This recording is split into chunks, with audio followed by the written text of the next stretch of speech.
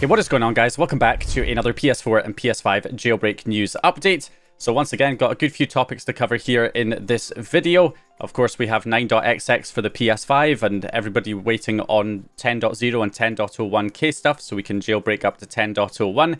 There's been a few developments there as well, so let's go ahead and get into this. So starting with, of course, the new system updates that were released by Sony for the PS4 and PS5, bringing the PS4 firmware version up to 13.00 for the latest version, and also 12.00 now being the latest version on the PS5. We're kind of getting these firmware versions to be very similar numbers between the PS4 and PS5 now, which might get a little bit confusing in the future. But yeah, so 12.00 for the PS5 and 13.00 on the PS4. Now, nothing really mentioned in the update notes for 13.00 for the PS4, although it looks like 13.00 has actually patched a number of things. So first of all, from the developer of the Blu-ray exploit, etaHEN, we have, I guess, Sony patched my 12.52 BD jailbreak exploit at PS4 13.00 without telling me. So just to kind of clarify here, we do have a Blu-ray exploit, of course, for the PS4 that works up to firmware 12.50, but this is only a userland exploit, so we can only use it to jailbreak up to 12.02, as the kernel exploit only works up to 12.02. But 12.52, apparently etaHEN has had another exploit, another Blu-ray exploit that works up to 12.52, which was the latest firmware previously, and so they reported it to Sony via the HackerOne bug bounty program, but never got any response. However, it looks like Sony has actually patched that vulnerability, so either they saw the report. It's also possible that somebody else already reported this vulnerability to Sony earlier, and they're the one that got the bounty reward, and I guess this report was just ignored. But either way, it has been patched. So it looks like no more Blu-ray exploits for 13.00 and higher, at least for now. So of course, if you're on 12.52, stay on 12.52, because if any future kernel exploits come out that support your firmware, you'll probably be able to load it with a Blu-ray exploit, whereas if you update to 13.00, you likely won't and will have to use the Lua exploit, which still seems to remain unpatched to this day on 13.00 and 12.00 on the PS5 as well. The Lua exploit still works. Stay on as low a firmware as possible, that's always the general advice. Not only that, but Zeco also reporting that 13.00 patches a memory leak in IPMIMGR, according to Key's friend, the elusive Key's friend again. So it looks like there has been some additional things patched. We also have Zeco posting some comparisons here between the Java files from 13.00 and 12.52 to show the differences. And we can see a lot of additional code has been added in these files. Zeco saying that path traversal has essentially been patched. Also, Sony seems to have added additional security measures to the following files. We've got the BDJ stack, which of course is the Blu-ray Java stack. And then also we've got RT, which is the core Java class. You've got JSSE, the secure socket extension, JCE, the cryptography extension. So there's been some additional code added into all of those Java runtime libraries to beef up security by the looks of things, likely to try and patch other Blu-ray based vulnerabilities, which again makes it very important that you stay below that firmware if you're wanting to jailbreak in the future. If you've updated past 12.02 already, but you're lower than 13.00, just stay on that firmware. Hopefully you were able to get the Lua game demos, as I made a video a while back after the 12.02 jailbreak came out, showing you guys who were on the latest firmwares at the time how you could download those free Lua game demos with the Japanese accounts and then put your console offline so that you could then use those to load any future jailbreaks that come out. So another thing that we got for version 13 for the PS4 was a new build of PS4 supporting 13.00.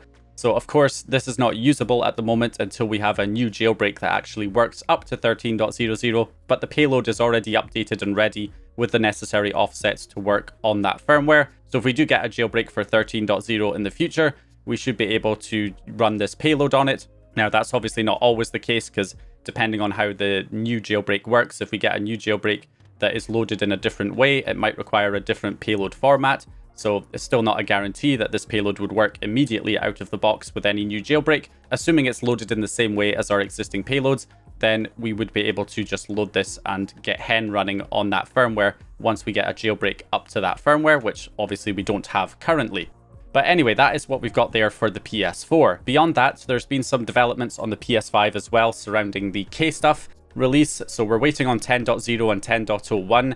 It's proving to be a lot more difficult for EchoStretch to port Kstuff to 10.0 and 10.01 compared to the 9.xx firmwares, although it will likely get ported fairly soon. It looks like some progress is being made here, and we can see from the workflow on GitHub there was a 6.xx hotfix that's been added to fix some issues with Kstuff on 6.xx firmwares. So if you were having any problems using Kstuff with 6.xx, then you can try this version here. If you have a GitHub account, you can simply select it here and download the payload and give that a try. And then we also have 10.xx offsets have now been added, although it does stipulate that they are not working at the moment. But that does show that there's definitely progress being made on 10.0 and 10.01. So hopefully we will see a working version fairly soon. We'll keep our fingers crossed there. Now also, LightningMods has updated the toolbox with 10.01 support for etaHEN. So even though Kstuff isn't available on 10.0 or 10.01 yet, you can load just the toolbox on those firmwares, which will give you access to the cheats as well as other features built into etaHEN that you can apply to your retail games in the meantime while you wait for Kstuff to get ported. There is an invite link here to the Discord server, the Package Zone Discord server, and in there you'll find the etaHEN public test channel, and you'll find the latest build of etaHEN pinned in that channel that you can download. Now, if you are not using Discord or you're not wanting to use these public test builds, especially on 9.xx firmwares, because we don't have an official release of etaHEN yet, LightningMods will be waiting for Kstuff to come out for 10.0 and 10.01 before a public version is posted, most likely. So therefore you have to use these test builds, and they usually expire within several days, but it is still possible to run your PS5 games just with Kstuff alone. It's definitely not as convenient as running them on etaHEN, but it is an option. So I did a quick reconfiguration of my jailbreak setup on 9.60 to test it with Kstuff standalone, where basically I just edit my PS5 Lua loader and change the autoload text file to load the regular PS5 Lua menu. And I also downloaded the WebServe payload and copied it into that location, along with the homebrew launcher as well, which I copied to the root of the USB drive. You can basically just create a folder in your USB drive called homebrew, and then you extract your game dumps into that location. You also need the dump runner from EchoStretch's GitHub repo, and you extract the contents of the dump runner into your game folders, so each one of your game folders. And then also you can create another folder called Kstuff toggle, and you can download the Kstuff toggle directly again from EchoStretch's repo and copy it also into that folder. And that's how you can have your USB structured.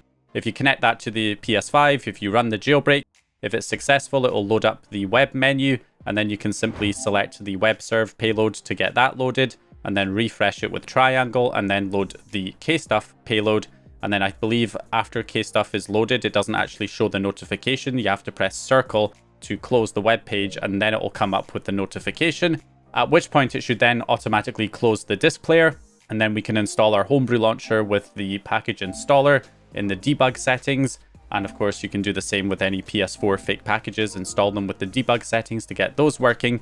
But for PS5 games, you can then run the homebrew launcher that you install with the debug settings, and it should pop up if you've ran the WebServe payload, and you can see your PS5 games in there, and you can select the game you want to launch and it will launch it, and you can just press circle to close the web panel and you'll see that the game has loaded. And then you can also switch back to the home page and go back on the homebrew launcher again to run the Kstuff toggle payload, which will give you some extra performance in the game, and you can switch back to the game using the switcher in the menu as well to get back into your game with Kstuff disabled. So it's not as convenient as using etaHEN, but of course etaHEN doesn't always support the latest firmwares that Kstuff supports immediately. It normally takes a little while before etaHEN catches up to get support.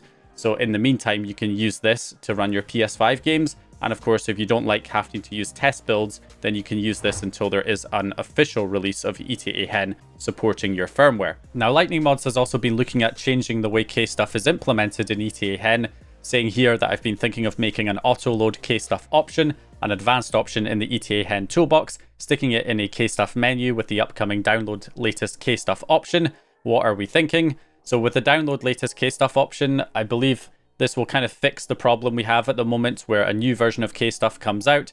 Maybe, etaHEN gets updated to include that new version, and then another new version of Kstuff comes out, And then of course etaHEN has to then get updated again just for that new version of Kstuff to be implemented. So I think the idea is that Kstuff will be implemented as like a separate module that you can download and be loaded as part of etaHEN, kind of like a plugin, but maybe a little bit more integrated than a regular plugin file, where essentially you would load etaHEN, and then you can also download the latest version of Kstuff to be loaded. So whenever a new version of Kstuff comes out, you don't necessarily need a new version of etaHEN that implements it, and use an option inside etaHEN to download the latest Kstuff release, and it would just download the latest version and auto load that.